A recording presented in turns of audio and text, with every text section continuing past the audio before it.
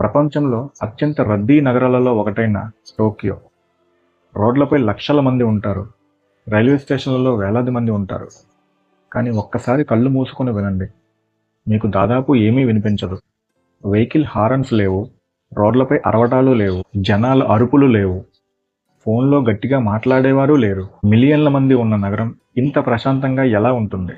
1945 రెండో ప్రపంచ యుద్ధం ముగిసింది. జపాన్ శిథిలాలుగా మారింది. నగరాలు కూలిపోయాయి.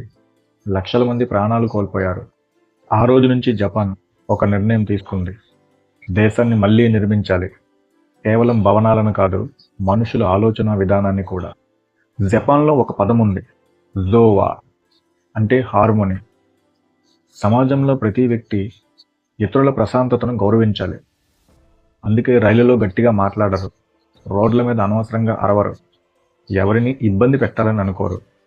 ఒక్కసారి ఊహించండి, 10 లక్షల మంది ఉన్న ఒక నగరం. ప్రతి ఒక్కరూ నా వల్ల ఇంకొకరికి ఇబ్బంది కలగకూడదని ఆలోచిస్తే శబ్దం తగ్గిపోతుంది, క్రమశిక్షణ పెరుగుతుంది, సమాజం మారిపోతుంది.